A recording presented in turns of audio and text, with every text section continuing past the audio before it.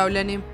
Danes pa bom z vami delila en uporaben program, in sicer je to program OBS, in pokazala vam bom, kako lahko v svojo PowerPoint projekcijo dodate tudi razlago oziroma sliko sebe med tem, ko razlagate. Torej, najprej si morate na računalnik prenesti program OBS in ko si ga namestite, imate tukaj podmeni Viri in kamero boste dodali z klikom na plus. Nato kliknete Naprava za zajemanje videoposnetkov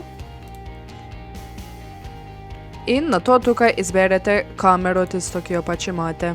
Ponavadi to kamero nekaj časa išče, ampak ko jo najde, kliknete v redu in potem vam tukaj kaže zdaj vašo sliko. To sliko lahko večate, manjšate, premikate po zaslonu, torej kjerkoli jo lahko nastavite. Jaz jo ponavadi nastavim v desni spodnji kot ali pa desni zgornji kot. Potem tudi PowerPoint prilagodim temu, da pač tukaj v desnem spodnjem kotu nimam nekega besedila, nekih slik, torej v desnem spodnjem kotu je prostor za mojo sliko.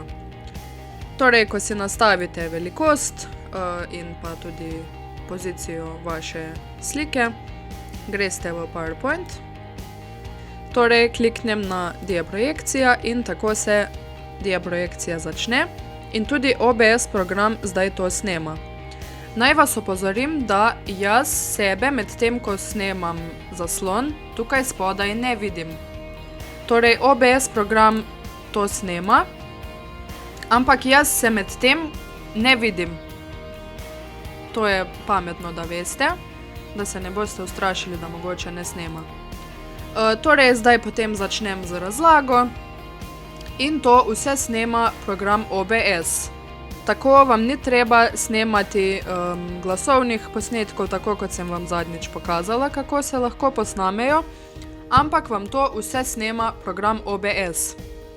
In ko končate z snemanjem, pritisnete na gumb Prenehaj snemati, najdete pa ga tukaj v desnem spodnjem kotu.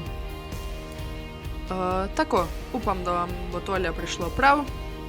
Če pa rabite kakšno pomoč pri uporabi programa OBS, pa sem vam na voljo. Nasvidenje!